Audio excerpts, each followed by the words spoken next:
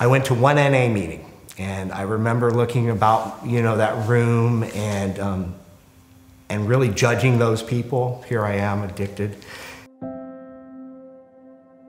When I did ultimately begin to make poor decisions again and backslide, it was just a roller coaster, up and down, periods of sobriety for 6 months, and then just really rampant, wicked living.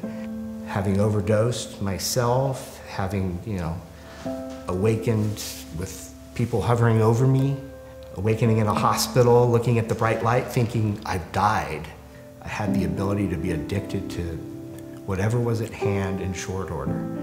And, this pattern that I was revisiting time and time again, was that I would just go deeper and darker and quicker each and every time that I relapsed. It led to living in an RV. We ended up traveling with someone we met on the road, and we ended up being abandoned in a little town in Utah.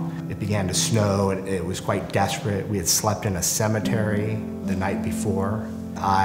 So I reached out to my father, and so asked for him, and he was put on, and immediately, I heard a really hoarse, raspy voice on the other end. He immediately informed me that he had been diagnosed with throat cancer, and which really shook me, because he was this rock. I began to make my way down to Southern California as best I could, having no transportation, and that involved hitching rides with long-haul truckers, which took several days.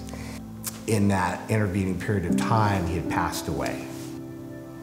He was being laid to rest at Fort Rosecrans. I was picked up by family members to attend his funeral, and I had entered the bathroom there on site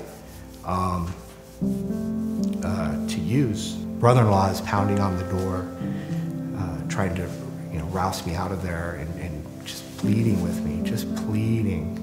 I awoke the next day in a hotel room in Temecula. I come to find out that my sister had, despite everything that had gone on, had rented a hotel room for me, and came to see me that day, and she invited me to go to church.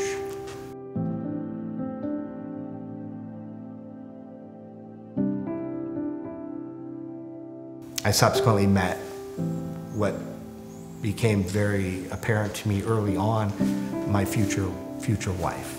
And it was just almost like just a thunderbolt from God saying, this is what I want to do for you. I want to do more.